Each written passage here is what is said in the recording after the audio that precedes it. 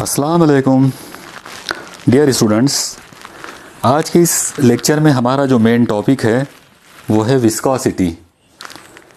Viscosity को उर्दू में लज़ूजियत कहते हैं। अब विस्कोसिटी क्या है और विस्कोसिटी की डिटेल्स क्या हैं, इनको समझने से पहले कुछ टर्म्स हैं जो हमको पढ़ना जो है वो ज़रूरी है। तो देखिए, सबसे पहले जो यहाँ जो आपको पहली टर्म जो यहाँ नज़र आ रही है वो है हाइड्रोडायनामिक्स। आप याद रखिए, जब हम किसी फ्लूइड की स्टडी करते हैं तो अगर वो फ्लूइड रुका हुआ हो यानी फ्लूइड एट रेस्ट हो तो उसकी जो स्टडी है उसे हाइड्रोस्टैटिक्स कहा जाता है। लेकिन अगर वही लिक्विड, वही फ्लूइड जो है अगर वो फ्लो में है यानी अगर वो बहने वाली कंडीशन में है, अगर वो बह रहा है कंटिन्यू, तो हम उसे हाइड्रोडायनामिक्स कहते हैं। वैसे यहाँ पर आप याद रखिए, हाइड्रो का मतलब पानी होता है, ओके, लेकिन यहाँ हम हाइड्रो का मतलब फ्लूइड लेंगे। हाइड्रो से वैसे हाइड्रो का मीनिंग जो है वो पानी है, वाटर है, मगर हाइड्रोडायनामिक्स का मतलब रहेगा study of fluid at motion if the fluid is in motion. यानी अगर कोई फ्लूइड जो है वो बह रहा है, अगर वो हालत हरकत में है, तो उसकी जो स्टडी रहेगी वो हाइड्रोडायनामिक्स है। ओके, अब हम पहली टर्म देखते हैं स्टेडी फ्लो। आप याद रखिए, स्टेडी फ्लो का मतलब होता है एक तरह का स्टेबल फ्लो। अब ये स्टेबल फ्लो या स्टेडी फ्लो का मीनिंग किस सेंस में लेंगे, तो देखिए बहुत आसान सा मतलब है इसका।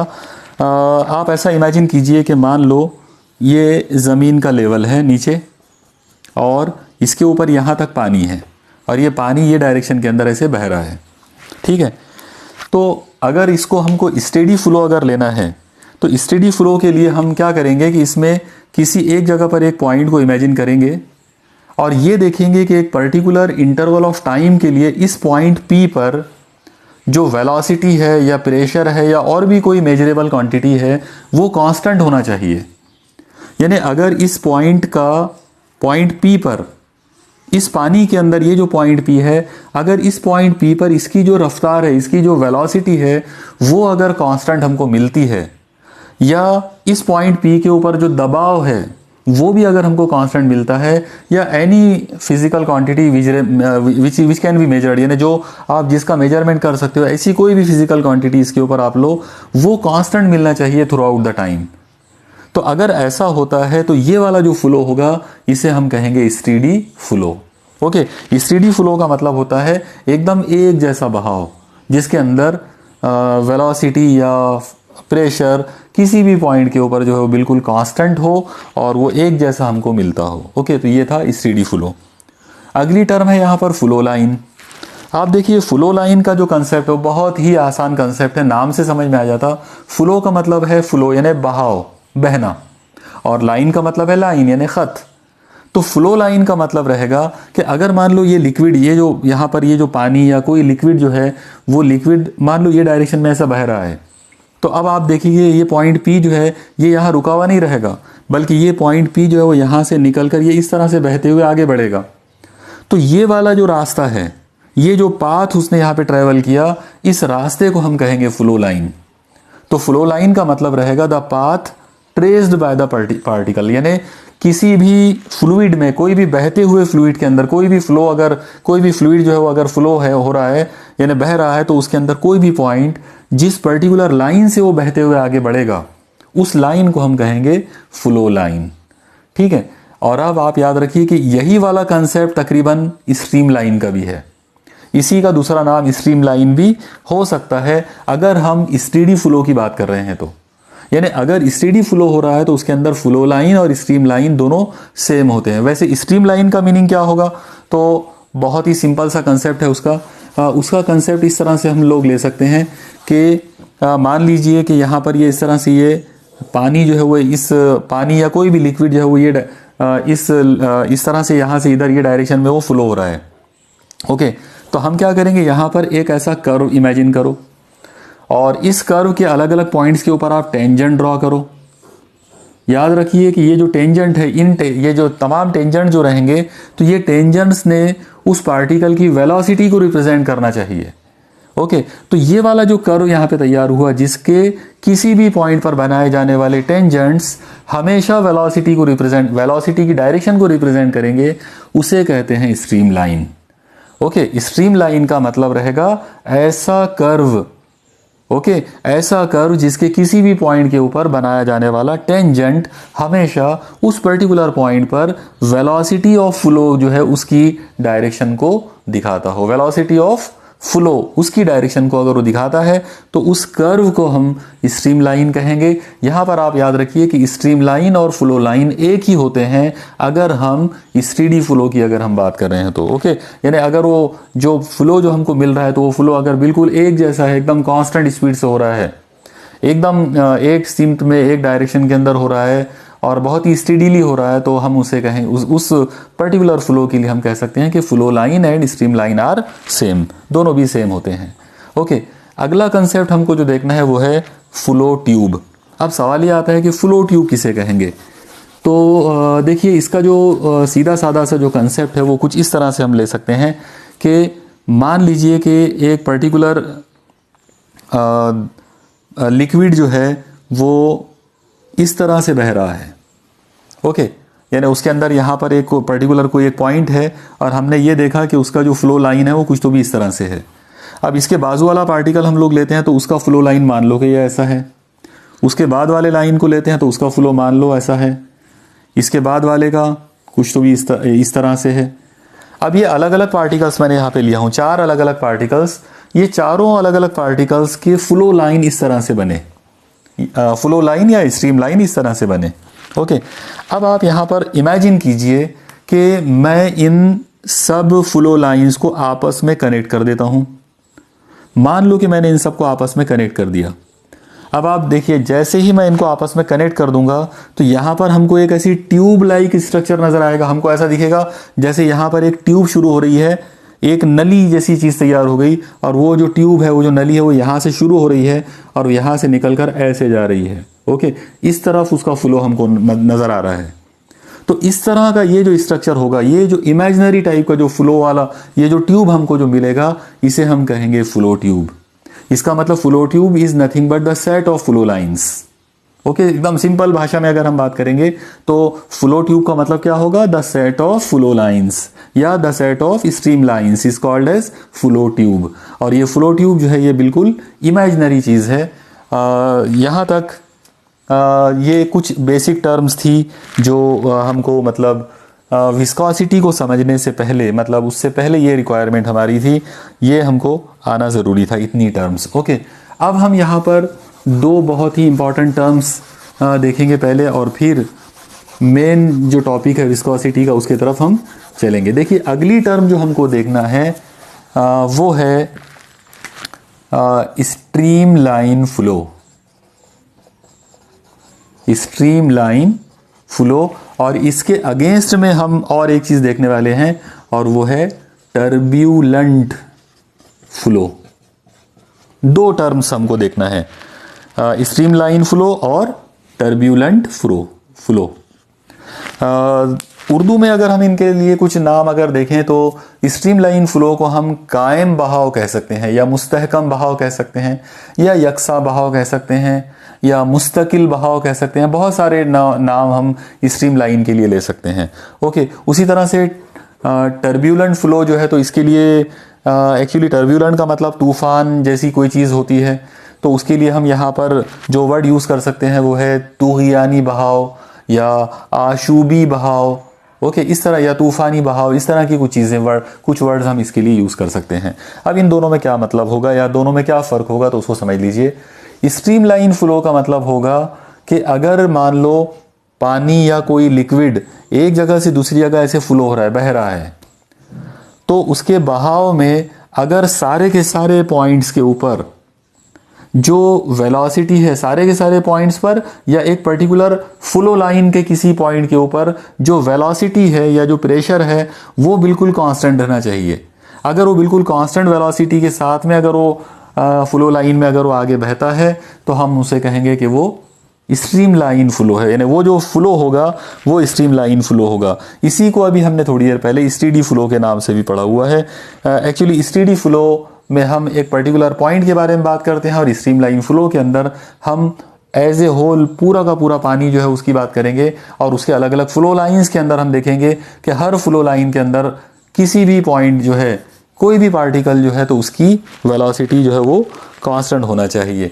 लेकिन जब हम टर्ब्यूलेंट फ्लो की बात करते हैं तो टर्ब्यूलेंट फ्लो के अंदर इस तरह का मामला नहीं होता। टर्ब्यूलेंट फ्लो के अंदर होता यह है कि अचानक मान लो कि पानी जो है वो फ्लो हो रहा है, अगर वो कम स्पीड में है तो वो स्ट्रीमलाइन फ्लो में है, लेकिन अगर अचानक उसकी स्पीड जो है वो बहुत ज़्यादा तेज़ हो जाए और ऐसा महसूस हो जैसे वो पानी बहुत तेज़ी के साथ बहते हुए एक तूफ़ानी हालत उसके अंदर पैदा हो जाए, एक तरह की गर्दिश या रोटेशनल फ्लो जैसी चीज़ उसमें नज़र आना शुरू हो जाए, तो उसे हम टर्ब्यूलेंट फ्लो कहते हैं। आप याद रखिए, टर्ब्यूलेंट फ्लो की वजह से हमेशा पानी के अंदर हमको भंवर बनते हुए नज़र आते हैं। मतलब वो जो पानी के अंदर जो एडीज तैयार होते हैं, ऐसे गोल गोल ऐसे हल्के तैयार हो जाते हैं और पानी बहुत स्पीड से उसके अतराफ घूमते हुए नज़र आता है, वो सब टर्ब्यूलेंट फ्लो की मिसालें हैं। लेकिन टर्ब्यूलेंट फ्लो उसी वक्त पॉसिबल है जब स्पीड बहुत ज़्यादा तेज़ हो, यानी जो वेलोसिटी ऑफ फ्लो जो होती है वो अगर बहुत ज़्यादा तेज़ है तो टर्ब्यूलेंट फ्लो हमको नज़र आएगा। ओके, तो इस तरह से ये दो इंपॉर्टेंट टर्म्स हैं, स्ट्रीमलाइन फ्लो और टर्ब्यूलेंट फ्लो। ओके, अब हम चलते हैं अपने मेन टॉपिक पर। आज का जो हमारा मेन टॉपिक है वो है विस्कोसिटी या लज़ूजियत। अब सवाल ये पैदा होता है कि विस्कोसिटी या लज़ूजियत क्या होती है। आप देखिए, आप लोगों ने सॉलिड्स में, मतलब जो ठोस होते हैं, जो सॉलिड होते हैं, तो उनमें रगड़ जो है उसकी सलाहियत के बारे में आपने पढ़ा हुआ है। फ्रिक्शन इन सॉलिड्स जो है वो आपने पढ़ा हुआ है। मैं आपको जस्ट रिकॉल कर देता हूँ कि मान लीजिए कि यहाँ पर ये इस तरह से कोई एक सरफेस है और इस सरफेस के ऊपर हमने यहाँ पर कोई सॉलिड जिस्म लिए, इस तरह से यहाँ पर इसके ऊपर एक सॉलिड जो है वो इसके ऊपर रखा हुआ है। ओके, अब आप याद रखिए कि अगर ये सॉलिड रुका हुआ है यानी रेस्टिंग में है, तो इस सॉलिड में और ये सरफेस, इन दोनों के सरफेस, ये जो बीच में जो कांटेक्ट आ रहा है, इन दोनों के बीच में जो कांटेक्ट होगा उनके बीच में यहाँ पर फ्रिक्शन तैयार होगा, और वो जो फ्रिक्शन की जो फोर्स है वो डायरेक्टली प्रोपोर्शनल होगी एन पर। एन का मतलब है नॉर्मल रिएक्शन। नॉर्मल रिएक्शन मतलब जैसे ये बॉडी इसके ऊपर रखी हुई है तो इसका नॉर्मल रिएक्शन ये डायरेक्शन में जाएगा, और अगर हम उल्टा इमेजिन करें कि ये जो सरफेस है इसके ऊपर रखी हुई है तो इसका जो नॉर्मल रिएक्शन होगा वो डाउनवर्ड इमेजिन करना पड़ेगा। ओके, तो ये नॉर्मल रिएक्शन के ऊपर डिपेंड करता है, और अगर हम ये साइन हटा दें तो यहाँ पर म्यू आ जाएगा, तो म्यू इंटू एन। तो इस तरह से म्यू का मतलब है कोएफिशिएंट ऑफ फ्रिक्शन। अब यहाँ पर एक चीज़ आप ध्यान में रखिए कि ये जो फ्रिक्शन है एक्चुअली ये दो टाइप का होता है। नंबर वन, अगर ये बॉडी रुकी हुई है तो हम इसको कोएफिशिएंट ऑफ स्टैटिक फ्रिक्शन कहेंगे। ओके, यानी अगर ये रुका हुआ है, स्टैटिक कंडीशन में अगर है, रुका हुआ है, तो हम इसे म्यू एस से डिनोट करेंगे। और अगर ये वाली बॉडी इसके ऊपर स्लाइड हो रही है, मतलब मूव हो रहा है, तो हम इसको डायनामिक कहेंगे। मतलब इसका जो नाम रहेगा वो कोएफिशिएंट ऑफ डायनामिक फ्रिक्शन रहेगा, और ऐसे टाइम पर हम उसको म्यू के लिख सकते हैं। के जनरली काइनेटिक्स या डायनामिक्स दोनों के लिए हम इसको यूज़ कर सकते हैं। ओके, तो ये थी कहानी फ्रिक्शन की। अब आप एक चीज़ देखिए कि इस कहानी से, यानी ये जो डिटेल्स मैंने अभी आपको बताया फ्रिक्शन इन सॉलिड्स को लेकर, इससे एक चीज़ समझ में आ रही है कि फ्रिक्शनल फोर्स जो है सॉलिड में वो दो लोगों पर डिपेंड करती है। एक है कोएफिशिएंट ऑफ फ्रिक्शन और एक है नॉर्मल रिएक्शन। ओके, अब यहाँ पर एक ख़ास चीज़ पर आप गौर करो कि ये जो बॉडी हमने यहाँ पर लिया है, ये जो सॉलिड ऑब्जेक्ट हमने इसके ऊपर रखे, इस सॉलिड ऑब्जेक्ट का मान लो कि यहाँ से लेकर यहाँ तक जो एरिया है, यानी area of surface in contact, वो सरफेस एरिया जो है सपोज करो कि वो ए है। ओके, तो आप देखो कि इस फॉर्मूले के अंदर ए नहीं आया, इसका मतलब ये हुआ कि जो फ्रिक्शनल फोर्स है वो एरिया पे डिपेंड नहीं है। ओके, ये सारी बारीकियों को आप बहुत अच्छे से ध्यान में रखिए। तो यहाँ पर इस जगह पर हमको क्या चीज़ नज़र आई कि अगर ये सॉलिड इसके ऊपर रखा हुआ है या इसके ऊपर अगर वो स्लाइड हो रहा है तो जो फ्रिक्शनल फोर्स जो डेवलप होंगी वो फ्रिक्शनल फोर्स म्यू पर डिपेंडेंट है, मतलब कोएफिशिएंट ऑफ फ्रिक्शन पे डिपेंडेंट है। उसी तरह से वो नॉर्मल रिएक्शन पर भी डिपेंडेंट है, लेकिन वो एरिया पर डिपेंडेंट नहीं है। ओके, एक और चीज़ पर आप गौर करो। मान लो कि ये जो ऊपर वाला ये जो ऑब्जेक्ट है ये मूव हो रहा है, मतलब इसके ऊपर आपने फोर्स अप्लाई करे और ये डायरेक्शन में ऐसे मूव हो रहा है, इधर जा रहा है वैसे। तो अगर ये इस साइड में अगर जा रहा है तो इसके अंदर डेफिनेटली इसकी वेलोसिटी होगी। मान लो कि इसकी वेलोसिटी जो है वो v है, और अब आप देखो कि इस फॉर्मूले के अंदर v भी नहीं है, यानी वेलोसिटी भी इसमें नहीं आया। इसका मतलब ये हुआ कि इसमें जो फ्रिक्शन है वो वेलोसिटी पर भी डिपेंडेंट नहीं है। हालांकि ये दोनों जो पॉइंट्स हैं ये बहुत ही ज़्यादा क्रिटिकल है और बहुत ज़्यादा कन्फ्यूजन वाले पॉइंट्स हैं। आप देखिए इसका मीनिंग क्या होगा, यानी कैसे कन्फ्यूजन आएगा वो मैं आपको जस्ट यहाँ पर एक्सप्लेन करने की कोशिश करता हूँ।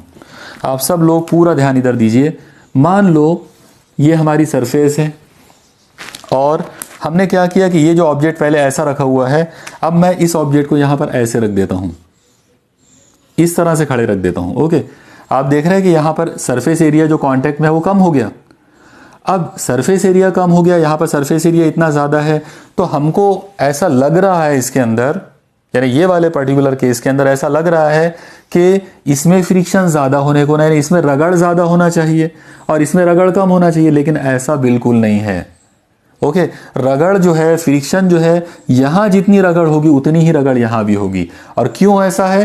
क्योंकि इस फॉर्मूले के अंदर एरिया इन कांटेक्ट जो है वो नहीं है, एरिया के लिए इसमें कोई टर्म नहीं है। इसका मतलब ये हुआ कि ये वाले इस पर्टिकुलर केस में और ये वाले केस के अंदर, दोनों केसेस के अंदर फ्रिक्शनल फोर्स सेम होगी, वो सरफेस एरिया इन कांटेक्ट के ऊपर डिपेंड नहीं करेगी। ओके, तो ये पहला पॉइंट आप ध्यान में रखिए। अब आप देखिए दूसरा एक पॉइंट, आप ऐसा इमेजिन कीजिए कि ये जो ऑब्जेक्ट अभी आपके सामने बना हुआ है, मान लो कि ये इसके ऊपर स्लाइड हो रहा है। सपोज करो इसकी कुछ एक स्पीड हम डिसाइड कर लेते हैं, मान लो 5 मीटर पर सेकंड की स्पीड से जा रहा है। ओके, और अब एक काम करते हैं, सपोज करो कि यहाँ पर मैं वापस इसी डायग्राम को दोबारा से रिपीट कर देता हूँ, और ये वाला जो ऑब्जेक्ट है यहाँ पर ये इस तरह से ये रखा हुआ है इसके ऊपर कॉन्टेक्ट में इसके, और अब ये इस डायरेक्शन में मूव हो रहा है, और मान लो कि इसकी स्पीड हमने डबल कर दिए, 10 मीटर पर सेकंड कर दिए। तो अब सवाल ये आएगा कि ये वाले केस में और ये वाले केस में, दोनों में जो कोएफिशिएंट ऑफ फ्रिक्शन जो होगा, मतलब फोर्स ऑफ फ्रिक्शन जो होगा इसके अंदर, तो वो फोर्स ऑफ फ्रिक्शन क्या होगा? क्या यहाँ फोर्स ऑफ फ्रिक्शन कम होगी या यहाँ फोर्स ऑफ फ्रिक्शन ज़्यादा होगी? तो आप लोग ये भी एक चीज़ ध्यान में रखिए कि वेलोसिटी का इसमें कोई टर्म नहीं है, और वेलोसिटी नहीं होने की वजह से इसका मतलब यह होगा कि जो फ्रिक्शनल फोर्स, जो रगड़ की कुवत यहां होगी, उतनी ही रगड़ की कुवत, उतनी ही फ्रिक्शनल फोर्स यहां पे होगी। दोनों केसेस के अंदर फ्रिक्शनल फोर्स सेम रहेगी, क्योंकि फ्रिक्शनल फोर्स जो है वो वेलोसिटी पर डिपेंडेंट नहीं है। तो यहां पर अब ये कुछ टर्म्स जो हमने अभी देखा, ये जो चीज़ हमने अभी देखे, फ्रिक्शंस इन सॉलिड्स, तो इसको आप ध्यान में रखिए। और इससे एक चीज़ जो हमको समझ में आ रही है वो ये है कि फ्रिक्शनल फोर्स जो है बिटवीन टू सॉलिड्स वो दो लोगों पर डिपेंडेंट होती है। एक है कोएफिशिएंट ऑफ फ्रिक्शन और एक होता है नॉर्मल रिएक्शन। एक मज़ेदार बात जो हमको दिखा वो ये कि एरिया ऑफ कांटेक्ट के ऊपर वो डिपेंडेंट नहीं है, उसी तरह से वो वेलोसिटी पर भी डिपेंडेंट नहीं है। ओके, अब हम अपना वो टॉपिक शुरू करते हैं। अब हम मेन टॉपिक के ऊपर आते हैं, यानी लिक्विड्स का। अब आप देखिए लिक्विड्स का मामला कैसे होगा। सबसे पहला जो सवाल है वो ये है कि क्या लिक्विड्स जो है उसमें भी फ्रिक्शन हो सकता है, यानी क्या ये पॉसिबल है कि लिक्विड जो है यानी फ्लूइड जो होते हैं तो क्या उनमें भी फ्रिक्शन, उनमें भी आपस में कोई रगड़ हो सकता है? तो लॉजिकली अगर हम सोचेंगे तो हमको ऐसा लगता है कि रगड़ नहीं होना चाहिए। ओके, यानी क्योंकि वो बहने वाली चीज़ है, वो कोई सॉलिड तो है नहीं, इसलिए उसमें रगड़ का क्या सवाल हो सकता है। इसलिए ऐसा लग रहा है कि उनमें कोई रगड़ नहीं होगी, मगर ऐसा नहीं है।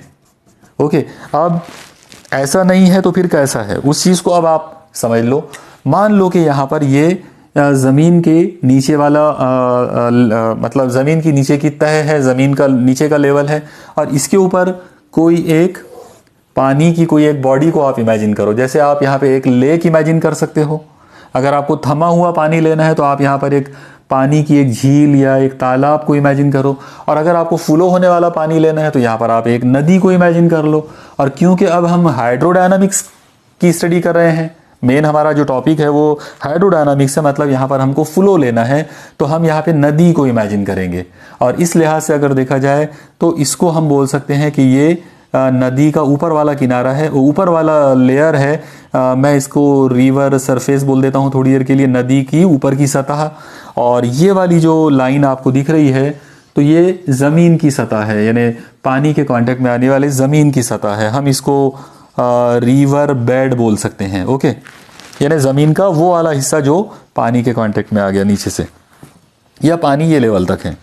ओके, अब आप एक चीज़ देखिए, जब पानी ज़मीन के ऊपर इस तरह से जब फ्लो होगा तो पानी की वो वाली लेयर जो इस ज़मीन के साथ में जो टच करेगी, यानी यहाँ पर ये ज़मीन की सतह को जो टच करेगी, वो ऐसा हम उसको इमेजिन करेंगे कि वो रुकी हुई रहेगी, यानी वो बहेगी ही नहीं। तो हम यहाँ पर ये अज्यूम करेंगे, हम ये फर्ज करेंगे कि पानी की वो वाली लेयर जो इसके कांटेक्ट में है वो यहाँ पे रुकी हुई है, मतलब ये कि उसकी वेलोसिटी 0 है।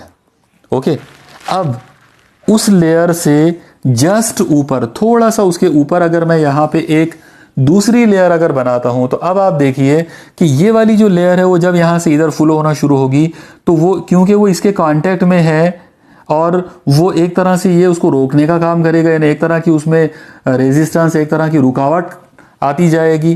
तो इसका मतलब ये हुआ कि ये उतनी ज़्यादा स्पीड में फ्लो नहीं होगी। ओके, फिर अगर मैं इसके ऊपर की लेयर लेता हूं तो उसकी इसकी रुकावट का असर इसके ऊपर नज़र आएगा, लेकिन क्योंकि वो ज़मीन के जो लेवल, ये जो रिवर बेड है यहाँ से वो काफ़ी दूर है, इसका मतलब उस पर रगड़ उतनी ज़्यादा नहीं होगी, इस वजह से इसकी जो स्पीड है वो थोड़ी सी ज़्यादा होगी। फिर अगर हम इसके ऊपर वाली लेयर लेते हैं तो उसकी स्पीड और थोड़ी सी ज़्यादा हो जाएगी। और ऐसा करते करते जब हम एकदम टॉप लेवल पर पहुँचेंगे तो टॉप लेवल पर हमको स्पीड सबसे ज़्यादा तेज़ नज़र आएगी, यानी ऐसा लगेगा कि सबसे ज़्यादा तेज़ी के साथ में ये लेयर ऐसी बह रही है। उसके नीचे वाली लेयर का बहाव थोड़ा सा कम स्पीड में होगा, उसके नीचे वाला और कम, उससे नीचे वाला और कम। ओके, समझ में आया। अब आप एक चीज़ देखिए कि यहाँ पर इस पर्टिकुलर केस के अंदर, यानी जब ये पानी यहाँ से इधर बह रहा था तो हमको ये ऐसा करना पड़ा कि हमने पानी को क्या किया, अलग अलग तहों में डिवाइड कर दिए, अलग अलग लेयर्स में डिवाइड कर लिए, और हर लेयर अपनी एक अलग स्पीड के साथ मूव हो रही है। लेकिन सबकी स्पीड एकदम रैंडम नहीं है, बल्कि उसके अंदर भी एक ख़ास बात यह है कि पानी की वो लेयर, पानी के वो वाले मॉलिक्यूल जो रिवर बेड के साथ, यानी ज़मीन की सतह के साथ में जो जुड़े हुए हैं, वो रुके हुए रहेंगे, उनकी स्पीड 0 होगी। लेकिन उसके जस्ट ऊपर वाली जो लेयर होगी तो वो एकदम स्लो मोशन में जाएंगे, क्योंकि उनको बहुत ज़्यादा रुकावटों का सामना करना पड़ेगा। वो ऐसे पानी के नीचे की जो सतह है उसके साथ वो टकराते हुए जाएंगे, तो उनकी जो फोर्स है वो लगातार डाउन होती जाएगी, वो कम होती, उनकी स्पीड कम होती जाएगी। इसका मतलब ये हुआ कि ये एकदम स्लो होंगे। फिर इससे थोड़ा सा ऊपर अगर जाएंगे तो ये थोड़ा ज़्यादा स्लो होंगे, यानी उनकी स्पीड थोड़ी ज़्यादा हो जाएगी। ओके, तो अब हम एक काम करते हैं, इसी डिज़ाइन को, मतलब ये जो फिगर है इसको हम थोड़ा सा अलग स्टाइल में बनाने की कोशिश करते हैं। सबसे पहले आप देखिए कि मान लो यहाँ पर कि ये रिवर बेड है, मतलब ज़मीन का वो वाला, ज़मीन का वो हिस्सा है जो पानी की सतह, यानी नदी के अंदर पानी की सतह है, ज़मीन की सतह है। ओके, और जाहिर सी बात है, जैसे मैंने अभी आपको बताया था कि इसके साथ में जो मॉलिक्यूल जो है पानी के, जो टच करेंगे इसको, वो रुके हुए रहेंगे, उनकी स्पीड 0 लेना पड़ेगा। तो यहाँ पर मैं लिख देता हूँ v = 0। ठीक है, अब इसके ऊपर मैं यहाँ पर कुछ सालमात, यानी कुछ एक लेयर मैं यहाँ ले लेता हूँ। अब ये वाली जो लेयर होगी तो डेफिनेटली इसकी स्पीड, क्योंकि ये इसके कांटेक्ट में है तो इसके रगड़ ज़्यादा होगी इसके साथ में, इस वजह से ज़्यादा रगड़, ज़्यादा रेजिस्टेंस की वजह से ये एकदम स्लो मोशन में जाएगी। तो इसकी वेलोसिटी बस इतनी बता देते हैं यहाँ पर।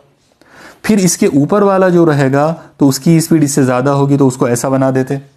फिर उसके ऊपर वाला जो है उसकी स्पीड इतनी ज़्यादा होगी, फिर उसके ऊपर वाला लिए तो उसकी स्पीड और ज़्यादा होगी, फिर उसके ऊपर वाला लेंगे उसकी स्पीड और ज़्यादा बनाना पड़ेगा, फिर उसके ऊपर लेते हैं उसकी स्पीड और ज़्यादा बनाना पड़ेगा। आप लोग यहाँ पर एक ख़ास बात देखिए कि मैं ये जो लेयर्स बना रहा हूँ ये सारे के सारे लेयर्स हॉरिजॉन्टल हैं, मतलब सब के सब एक दूसरे के साथ मुतवाज़ी हैं और एक दूसरे और उसकी सिमत में हैं, सब के सब एकदम मुतवाज़ी हैं, एकदम हॉरिजॉन्टल हैं और सब के सब जो है वो बिल्कुल एक जैसी थिकनेस वाले भी हैं। ओके, अब हम एक ख़ास चीज़ यहाँ पर ये देखते हैं कि मान लो इनमें से हम किसी एक पर्टिकुलर लेयर को ले लेते हैं। सपोज़ करो मैं ये वाली लेयर को ले लेता हूँ और ये इमेजिन करता हूँ कि यहाँ से लेकर यहाँ तक का ये जो डिस्टेंस है ये x है। ओके, अब x डिस्टेंस है तो ये वाली जो इसकी जो वेलोसिटी है यानी इस पर्टिकुलर लेयर की जो वेलोसिटी है, मान लो कि ये v वेलोसिटी है, ठीक है, यानी बढ़ते बढ़ते ये वेलोसिटी v है। इसके बाद यहाँ से इतना डिस्टेंस ये और ऊंचा हो गया तो मैं इसको कुछ तो भी एक नाम दे देता हूँ। मान लो कि ये डिस्टेंस डेल्टा x है और अगर ये डेल्टा x है तो फिर मुझे यहाँ पर लेना पड़ेगा v प्लस डेल्टा v, क्योंकि वेलोसिटी थोड़ी सी बड़ी हो जाएगी तो v प्लस डेल्टा v। इसके बाद अगर मान लो ये वाला डिस्टेंस मैं और डेल्टा x ले लेता हूँ तो फिर यहाँ पर मुझे लेना पड़ेगा v plus delta v plus delta v, क्योंकि ये डेल्टा v 2 मरतबा यहाँ पर आ जाएगा। क्लियर? और अगर मैं इसके नीचे जाता हूँ तो यानी मान लो कि मैं ये वाली लेयर की अगर बात करता हूँ, ये डेल्टा x डिस्टेंस है, तो अगर मुझे यहाँ की अगर बात करना है तो यहाँ पर मुझे माइनस करना पड़ेगा, तो v माइनस डेल्टा v इस तरह से। ओके, अब आप एक चीज़ देखिए, एक ख़ास चीज़ हमको यहाँ पे नज़र आ रही है और वो ये है कि हम रिवर बेड से मतलब ज़मीन की सतह से या ठोस जिस्म की सतह से जैसे जैसे हम ऊपर उठते जा रहे हैं वैसे वैसे वेलोसिटी बढ़ते जा रही है। ओके, यानी कहीं ना कहीं यहाँ से रिवर बेड से ऊपर की डायरेक्शन में जो हमारी हाइट बढ़ेगी तो हाइट के बढ़ने के साथ साथ वेलोसिटी ऑफ फ्लो जो है वो भी बढ़ती जा रही है। ओके, तो मैं यहाँ पर एक काम ये कर सकता हूँ कि वेलोसिटी का जो चेंज हो रहा है, चेंज इन वेलोसिटी, मैं इसको डिवाइड कर सकता हूँ डिस्टेंस से। मतलब ये डिस्टेंस का मतलब कौन सा रहेगा? Vertical distance. ये जो हाइट है यहाँ से ये जो हम हाइट जो ले रहे हैं तो ये वाली हाइट, तो हम ये डिस्टेंस यहाँ पे ले सकते हैं नीचे से वर्टिकल, यानी एक्चुअली ये ऐसा परपेंडिकुलर डिस्टेंस हम यहाँ से लेंगे इसके ऊपर। तो ये वाला रेशो अगर हम निकालेंगे तो हमको एक ख़ास बात ये नज़र आएगी कि ये रेशो ऑलमोस्ट कांस्टेंट मिलेगा, तकरीबन ये कांस्टेंट मिलेगा हमको। इसको हम एक नाम दे देते हैं, इसका नाम होगा वेलोसिटी ग्रेडियंट। इसे कहेंगे वेलोसिटी ग्रेडियंट। और अगर इसके लिए फॉर्मूला अगर बनाना हो तो इसके लिए सिंपल सा फॉर्मूला बनेगा delta v upon delta x। Okay, तो delta v upon delta x का मतलब रहेगा चेंज इन वेलोसिटी, यानी किसी एक पर्टिकुलर लेयर की वेलोसिटी का चेंज डिवाइडेड बाय उसका डिस्टेंस, उसका रिलेटिव डिस्टेंस। ठीक है, तो ये थी वेलोसिटी ग्रेडियंट। अब यहाँ पर सवाल यह आता है कि आखिर हमको इस चीज़ की ज़रूरत क्यों पड़ गई? तो देखिए, इसकी ज़रूरत हमको इसलिए पड़ी कि जब यहाँ पर हम अलग अलग लेयर्स को देखेंगे, अलग अलग पानी के अलग अलग लेयर्स को जब हम देखेंगे तो हमको ये नज़र आएगा कि हर लेयर की वेलोसिटी अलग है। नीचे वाली जो लेयर्स है उनकी वेलोसिटी कम है और जैसे जैसे हम ऊपर बढ़ते जाएंगे वेलोसिटी जो है वो बढ़ती जाएगी। इसका मतलब ये हुआ कि ऊपर वाली जो लेयर्स है उसका नीचे वाली लेयर के साथ में जो रगड़ है, उसके साथ में जो फ्रिक्शन है, कुछ तो भी फ्रिक्शन उनके दरमियान में यहाँ पर मौजूद है, उसी फ्रिक्शन की वजह से उनकी वेलोसिटी में चेंज आया है। ओके, फिर ये वाली लेयर का इसके साथ देखेंगे तो इन दोनों के बीच में हमको एक फ्रिक्शन नजर आएगा। फिर अगर ये लेयर और ये लेयर के बीच में देखेंगे तो इनके बीच में कुछ तो भी फ्रिक्शन हमको नजर आएगा। इसका मतलब ये हुआ कि जब पानी या कोई भी लिक्विड जब फ्लो करता है, जब बहता है, तो उसकी अलग अलग लेयर्स का आपस में एक दूसरे के साथ इंटरनल फ्रिक्शन होता है, यानी उनके अंदरूनी उनके अंदर एक तरह की रुकावट, एक तरह की मज़ाहमत या एक तरह की रगड़ उनके अंदर पैदा हो जाती है। और आप लोग याद रखिए, लिक्विड के फ्लो के दौरान ये जो इंटरनल फ्रिक्शन जो है, यानी अंदरूनी जो रुकावट या अंदरूनी जो मज़ाहमत या अंदरूनी रगड़ जो अलग अलग लेयर्स के दरमियान पाई जाती है, तो इसी को कहते हैं विस्कोसिटी। ओके, यानी विस्कोसिटी क्या चीज है? तो विस्कोसिटी का मतलब है the ability of liquid to produce relative resistance या to produce friction between two layers due to relative velocity, यानी रिलेटिव मोशन की वजह से। यहां पर याद रखिए, यहां पर जितनी भी मोशन होगी अलग अलग लेयर्स की, वो सब रिलेटिव मोशन होगी। रिलेटिव मोशन का मतलब होगा वो एक दूसरे की मुनासिबत से आगे हरकत करेंगे, वो एक दूसरे से अलहदा होकर मूव नहीं होंगे, बल्कि एक दूसरे की मुनासिबत के साथ जो है वो उनका, यानी उनकी एक दूसरे के साथ एक ख़ास निस्बत होगी, और उस निस्बत को ध्यान में रखते हुए वो लोग फ्लो करेंगे। और जब भी वो फ्लो करेंगे तो उनके दरमियान में रगड़ पैदा होगी। हम उसी रगड़ को लजूजियत यानी विस्कोसिटी कहते हैं। ओके, तो ये था विस्कोसिटी का ओवरऑल कंसेप्ट। अब यहाँ पर हम एक ख़ास चीज़ ये देखने वाले हैं कि विस्कोसिटी जो है यानी लजूजियत जो होती है, तो हम इसको कैलकुलेट कैसे करेंगे। अब आप यहाँ पर एक चीज़ ध्यान में रखिए कि बहुत सारे साइंटिस्ट हैं जिन्होंने फ्लूइड डायनामिक्स जो है उसकी स्टडी किया। विस्कोसिटी जो है उसकी अलग अलग बहुत सारे लिक्विड्स जो हैं उनको उन्होंने उसकी स्टडी किए और ये चेक किए कि अलग अलग लिक्विड जो है उनकी विस्कोसिटी किस तरह से होती है, कौन कौन से फैक्टर्स हैं जो उसके अंदर इन्वॉल्व होते हैं। तो आप देखिए, अभी जो मैंने जो कुछ भी आपको बताया उससे एक चीज़ तो हमको ये समझ में आती है कि विस्कोसिटी का ताल्लुक जो है, उसका जो रिलेशन है, कहीं ना कहीं वो लिक्विड के गाढ़ापन के साथ है।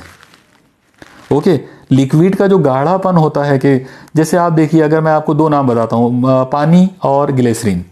ओके, अब आपको सबको मालूम है कि पानी बहुत ही पतला होता है, ग्लिसरीन जो है वो पतला, उतना पतला नहीं होता, वो काफ़ी गाढ़ा जैसा होता है।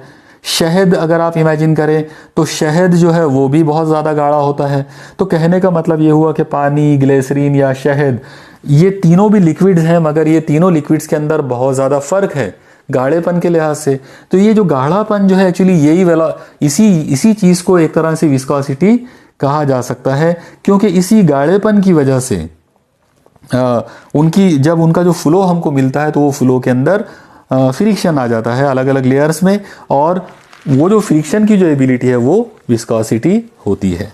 ओके, अब आप देखिए कि अलग अलग जो साइंटिस्ट हैं उन्होंने जब विस्कोसिटी की स्टडी किए, तो उनको एक ख़ास बात ये नज़र आई कि जो विस्कस फोर्स होती है, विस्कस फोर्स मतलब वो वाली फोर्स जो जब एक पानी की या किसी लिक्विड की एक लेयर जब ऐसे आगे बढ़ेगी, तो वो जिस फोर्स जो फ्रिक्शन की जो फोर्स वो बाजू वाली मतलब एडजेसेंट लेयर के ऊपर जो अप्लाई करेगी, तो उसको हम विस्कस फोर्स कहेंगे। तो उन्होंने एक चीज़ देखा कि ये जो विस्कस फोर्स है ये एरिया ऑफ लेयर पे डिपेंड करती है।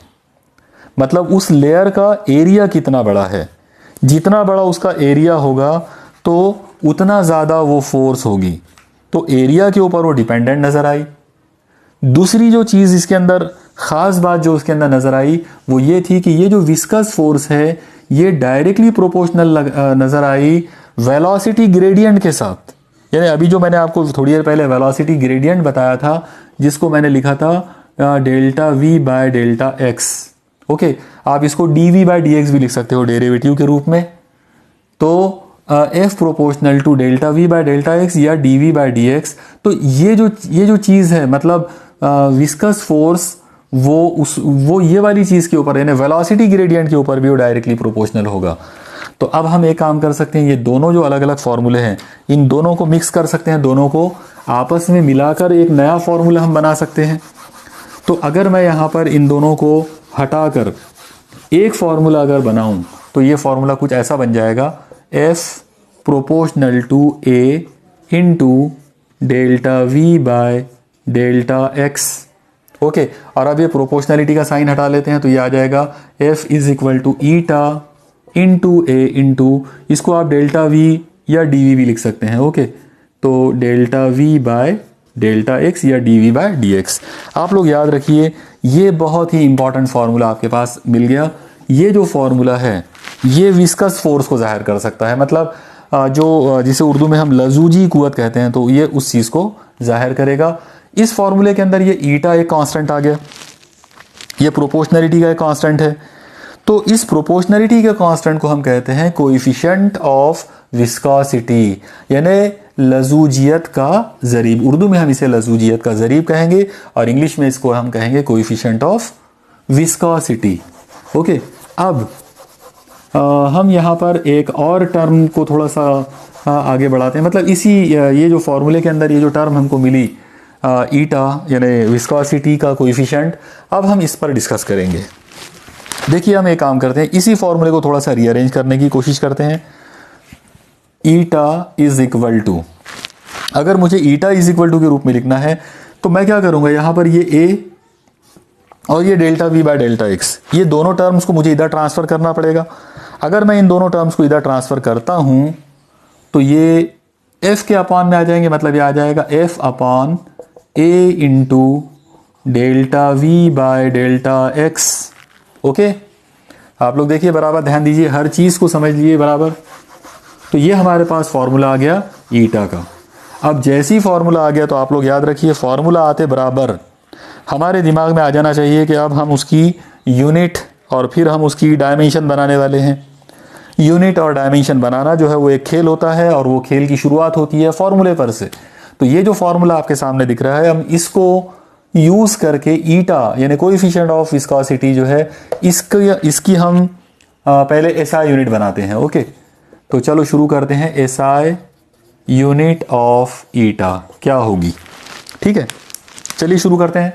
आप देखिए सबसे पहले ऊपर एफ है यानी कुव्वत, जाहिर है फोर्स जो है, कुव्वत जो होती है तो उसकी एसआई यूनिट है न्यूटन डिवाइडेड बाय, नीचे यहाँ पर एरिया है, एरिया की यूनिट हो जाएगी metre square into delta V upon delta X. अब आप देखिए डेल्टा वी का मतलब है वेलोसिटी, चेंज इन वेलोसिटी, मतलब वेलोसिटी, तो वेलोसिटी की यूनिट होती है मीटर पर सेकंड अपॉन, नीचे डेल्टा एक्स है और डेल्टा एक्स का मतलब था वो जो रिवर बेड है उससे वहां से उसकी बुलंदी, उसकी हाइट, उसका डिस्टेंस, और डिस्टेंस है इसका मतलब उसकी यूनिट होना चाहिए मीटर।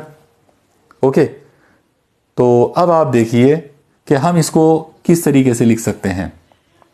जब हम इसको पूरा सॉल्व करने की कोशिश करेंगे तो एक चीज़ यहाँ पे समझ में आ रही है कि ये मीटर से ये मीटर कट जाएगा।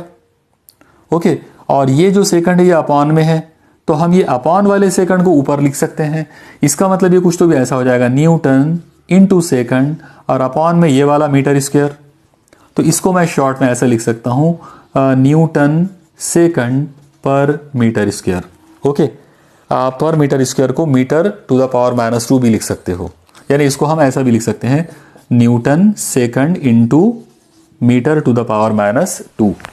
ओके, तो अब आप देखिए ये जो यूनिट है ये हमारे पास आ गई है एसआई यूनिट, यानी कोएफिशिएंट ऑफ विस्कोसिटी जो है ईटा, उसकी एसआई यूनिट जो है वो इतनी होती है न्यूटन सेकंड पर मीटर स्क्वायर। ओके, चलिए अब हम इसकी सीजीएस यूनिट के बारे में बात कर लेते हैं। तो अगर मुझे यहाँ पर इसकी सीजीएस यूनिट अगर लेना हो तो चलो शुरू करते हैं उसको। यहाँ पर सबसे पहले ऊपर फोर्स है, तो फोर्स के लिए आ जाएगा dyne divided by area, area के लिए आएगा centimetre square into delta V का मतलब होगा सेंटीमीटर पर second divided by delta X यानी हाइट यानी सेंटीमीटर, और जाहिर है ये सेंटीमीटर से सेंटीमीटर कट जाएगा, सेकंड को ऊपर पहुंचा दो तो ये बन जाएगा dyne into second divided by centimetre square. अब यहाँ पर आप एक ख़ास बात याद रखिए और वो आपके लिए बहुत ज़्यादा इम्पॉर्टेंट है, और वो ये है कि डाइन इंटू सेकंड पर सेंटीमीटर स्क्वायर, ये जो चीज़ है इसको रिप्लेस किया जाता है एक नाम से, वो है पॉइज। ओके, इसका मतलब ये हुआ कि CGS unit of coefficient of viscosity जो है वो पॉइज है। पॉइज का मतलब होता है डाइन सेकंड पर सेंटीमीटर स्क्वायर। Okay, clear. ये एक बहुत ज़्यादा इंपॉर्टेंट यूनिट है सीजीएस की, और ये जनरली हमको न्यूमेरिकल्स वगैरह के अंदर इसकी ज़रूरत पड़ सकती है, इसलिए आप इस चीज़ को याद रखिए। और वैसे भी ये एक नया नाम है, इसलिए आपको ये ध्यान में रखना ज़रूरी भी है कि CGS unit of coefficient of viscosity जो है वो क्या होता है, पॉइज होता है। ठीक है, चलिए एक और चीज़ देख लेते हैं कि पॉइज में और SI यूनिट के अंदर आपस में क्या रिलेशन है। ओके, यानी हमको ये देखना है कि SI यूनिट कितने पॉइज के बराबर होता है, एक SI यूनिट ईटा की। तो अब आप देखिए इसकी जो SI यूनिट है अभी हमने देखा था वो है न्यूटन इंटू सेकंड पर मीटर स्क्वायर। तो अब हम एक काम करेंगे, यहाँ पर ये जो न्यूटन सेकंड पर मीटर स्क्वायर जो है हम इनको CGS में कन्वर्ट कर देते हैं डायरेक्ट। तो आपको पता है कि 1 न्यूटन का मतलब होता है 10 to the power 5 dyne. Okay, 1 newton का मतलब क्या होता है, 10 टू द पावर 5 डाइन। उसके बाजू में सेकंड है तो वो सेकंड का तो सेकंड ही रहेगा, डिवाइडेड बाय मीटर स्क्वायर को सेंटीमीटर स्क्वायर बनाना पड़ेगा। और आपको पता है कि मीटर का सेंटीमीटर के साथ में जो रिश्ता है वो 10 टू द पावर +2 का है। तो 1 मीटर का मतलब यानी 1 मीटर जो है वो क्या होगा, 10 का पावर 2 सेंटीमीटर। तो इसका मतलब ये हो जाएगा कि यहाँ पर मुझे इस जगह पर लेना पड़ेगा 10 का स्क्वायर सेंटीमीटर और फिर उसका स्क्वायर, यानी 100। ये जो मीटर जो है उसका मतलब होता है 100 सेंटीमीटर, यानी 10 का पावर 2 सेंटीमीटर। ओके, अब अगर मैं ये नीचे वाले नंबर को सॉल्व करता हूँ तो मुझे यहाँ पर कोई चीज़ जो मिलेगी वो मिलेगी 10 स्क्वायर का स्क्वायर यानी 10 का पावर 4 सेंटीमीटर स्क्वायर। ओके, और अब आप देखिए अगर मैं इन नंबरों को सॉल्व कर लेता हूँ तो ये 10 का पावर 5 से 10 का पावर 4 जो है कट जाएगा, ये हो जाएगा 10 टाइम्स डाइन इंटू सेकंड पर सेंटीमीटर स्क्वायर, और वो चीज़ जो है वो पॉइज होती है। ओके, इसका मतलब क्या हुआ कि 1 न्यूटन सेकंड पर मीटर स्क्वायर जो है वो काय के बराबर हुआ, 10 पॉइज के बराबर। तो ये भी एक कंसेप्ट आप ध्यान में रखिए कि अगर आपको SI यूनिट को CGS यूनिट में कन्वर्ट करना हो विस्कोस कोएफिशिएंट ऑफ विस्कोसिटी की, तो 1 SI यूनिट जो है 1 न्यूटन सेकंड पर मीटर स्क्वायर वो हमेशा 10 पॉइज के बराबर होगा। ओके, अब एक आखिरी चीज़ हमको देखना बाकी रह गई है और वो है डायमेंशन के कोएफिशिएंट ऑफ विस्कोसिटी का डायमेंशन क्या होता है। ओके, तो देखो इसको हम बहुत इजीली किस तरीके से बना सकते हैं, उसके लिए हमारे पास ये जो फॉर्मूला जो हमारे पास ऊपर है इसी फॉर्मूले को हम सॉल्व कर लेते हैं। ऊपर फोर्स है, फोर्स का डायमेंशन होगा L1 M1 T-2। ये आप याद कर लो, फोर्स का जो डायमेंशन है वो अगर आपको याद रहा तो आप बहुत सारे डायमेंशन ऑटोमेटिक बना सकते हैं। इसको आप बिल्कुल याद कर लो कि L1 M1 T-2। ओके, अब नीचे के इसमें देखो आप, यहाँ पर एरिया है, एरिया का मतलब होता है L2। इसके बाद बाजू में वेलोसिटी है, वेलोसिटी का मतलब होगा L1 और T-1, क्योंकि वेलोसिटी का सीधा साधा मतलब क्या होता है, x अपॉन टी यानी डिस्टेंस अपॉन टाइम। तो डिस्टेंस यानी लंबाई लेंथ और टाइम तो टाइम ही है। ओके, तो इस तरीके से वेलोसिटी जो है उसके लिए मैंने लिख लिया L1 T-1 अपॉन में यहाँ पर डेल्टा x है और डेल्टा x का मतलब है L1। ओके, यानी लेंथ एक बार। अब आप देखिए यहाँ पे ये L1 से ये L1 कट गया और अब बाकी जो लोग बचे हैं तो नीचे से कौन लोग हैं, एक तो ये L2 और दूसरा ये T-1, इन लोगों को ऊपर शिफ्ट कर दो। तो ये L2 को अगर आप ऊपर ले लेते हैं तो ये माइनस होगा, इसका मतलब ये आ जाएगा L-1। ओके, ये L1 और ये L-2 तो ये हो जाएगा L-1। इसके बाद ये M1 है तो ये आ जाएगा M1। T-1 को जब आप ऊपर शिफ्ट करेंगे तो ये T+1 होगा, तो -2 और +1 ये आ जाएगा T-1। तो आप याद रखिए कि कोएफिशिएंट ऑफ विस्कोसिटी जो है ईटा, उसके लिए डायमेंशन ये होगा L-1 M1 और T-1। इसमें आप m को पहले भी लिख सकते हैं, वो आपकी मर्जी पे डिपेंड करेगा। मुझे जनरली आदत है कि मैं पहले लेंथ लिखता हूँ, फिर मास और फिर टाइम, तो इसलिए L-1 M1 और T-1। ओके, तो ये हो गया dimension of coefficient of viscosity. मुझे उम्मीद है कि आपको यहाँ तक ये समझ में आ गया होगा। अब हम एक और चीज़ कर सकते हैं कि हमने यहाँ पर इस फॉर्मूले पर से इसके SI यूनिट बनाए, फिर CGS यूनिट इन्हें पॉइज आ गया, फिर दोनों का कन्वर्शन फैक्टर हमने देखा, अभी हमने उसका डायमेंशन देख लिए। लेकिन एक चीज़ जो है वो हम भूल गए और वो ये थी कि हम इसको डिफाइन कैसे करेंगे, यानी what is the definition of coefficient of viscosity. तो अगर हमको इसकी डेफिनेशन बनाना हो तो देखिए बहुत ही आसानी के साथ आप इसकी डेफिनेशन बना सकते हैं। और इसकी डेफिनेशन बनाने का जो तरीका है वो भी इसके फॉर्मूले पर ही डिपेंड करता है। देखिए ये जो फॉर्मूला है, इस फॉर्मूले पर से मैं आपको एकदम सिंपल अंदाजा बताऊंगा। ये जो F है फोर्स डिवाइडेड बाय एरिया की वैल्यू 1 ले लो, और ये जो delta V by delta X है इसकी वैल्यू भी 1 ले लो। तो अगर आपने एरिया को 1 ले लिया और delta V by delta X को भी 1 ले लिया तो आपको मिलेगा eta is equal to F। मतलब कोएफिशिएंट ऑफ विस्कोसिटी जो है वो क्या है, वो खुद विस्कस फोर्स के बराबर है। लेकिन कौन सी विस्कस फोर्स? जो यूनिट सरफेस, जो यूनिट एरिया ऑफ लेयर और यूनिट वेलोसिटी ग्रेडियंट पर एक्ट करे। ओके, इसका मतलब हम उसको इस तरह से बोल सकते हैं कि कोएफिशिएंट ऑफ विस्कोसिटी का मतलब होता है ऐसी विस्कस फोर्स जो यूनिट एरिया ऑफ लेयर और यूनिट वेलोसिटी ग्रेडियंट पर एक्ट करती है। Okay, the viscous force acting per unit area of layer and unit velocity gradient is called coefficient of viscosity. मतलब लजूजी कुव्वत, ऐसी लजूजी कुव्वत जो इकाई रकबे पर, जो उस लेयर की इकाई रकबे पर और इकाई जो रफ्तार की तफावत है यानी वेलोसिटी ग्रेडियंट है उस पर अमल करती हो। ओके, तो इस तरीके से हम उसको डिफाइन कर सकते हैं। मुझे पूरा यकीन है कि आपको आज का ये इतना जो कंसेप्ट है ये समझ, यानी इतनी जो चीज़ें हैं वो आपको समझ में आ गई होगी। अब हम यहाँ पर एक और चीज़ पे डिस्कस करते हैं। अभी आप देखिए कि अभी हमने एक छोटी सी जो बात इसमें किए थे वो ये थी कि यहाँ पर विस्कोसिटी का जो सीधा साधा जो मतलब है वो मतलब ये था कि वो एक तरह की फ्रिक्शन है जो लेयर्स के बीच में आ जाती है।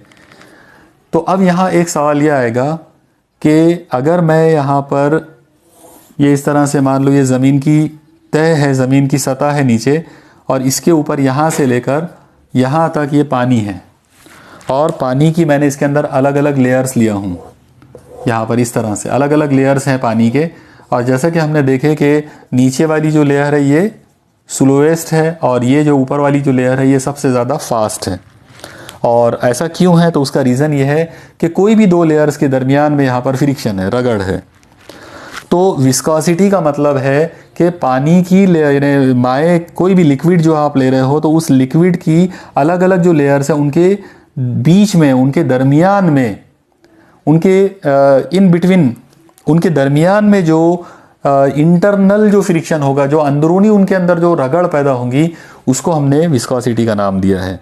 अब यहाँ पर एक मज़ेदार केस हम ये ले सकते हैं कि मान लो कि एक सॉलिड जिस्म है जो यहाँ पर है, इस जगह पर, यानी पानी की एकदम ऊपर की जो सतह है वो उसके ऊपर है और वो एक तरह से उसके ऊपर फ्लोटिंग में यानी तैर रहा है। तो क्या इस सॉलिड की ये वाली जो लेयर है इसमें और पानी की जो लेयर है उनके दरमियान क्या उसमें भी कोई फ्रिक्शन होगा या नहीं होगा? और फिर एक और केस दूसरा ये बन सकता है कि मान लो कि ये जो चीज़ है ये यहाँ पर है, इस जगह पर है, पानी के अंदर वो यानी इमर्ज हो गया, डूब गया। अगर ये पानी के अंदर डूब गया तो अब इस सूरत में क्या अभी भी इसके अंदर यानी पानी के अलग अलग लेयर्स और इसकी जो सतह हैं उनके दरमियान में क्या अभी भी कुछ रगड़ होगा, कोई फ्रिक्शन आएगा उसके अंदर? तो डेफिनेटली आएगा। ये केस में भी फ्रिक्शन आएगा और ये वाले केस में भी फ्रिक्शन आएगा। लेकिन ये जो फ्रिक्शंस होगा तो ये इसकी मतलब पूरी कंप्लीट एक्सप्लेनेशन के लिए हमको अगला जो टॉपिक हमारा जो है वो हमको उसके अंदर देखना पड़ेगा। इससे रिलेटेड जिस साइंटिस्ट ने स्टडी किया था उनका नाम है स्टोक्स, और यहाँ पर हम स्टोक्स लॉ या स्टोक्स थ्योरम जो है वो हमको इसके लिए अप्लाई करना पड़ेगा। वो हम इंशाल्लाह अगले लेक्चर के अंदर देखेंगे। मुझे उम्मीद है कि आज के लेक्चर में जो पॉइंट्स हमने डिस्कस किए वो आप लोगों को पूरी तरह से जो है वो समझ में आ गए होंगे। Okay, keep studying. अल्लाह हाफिज़।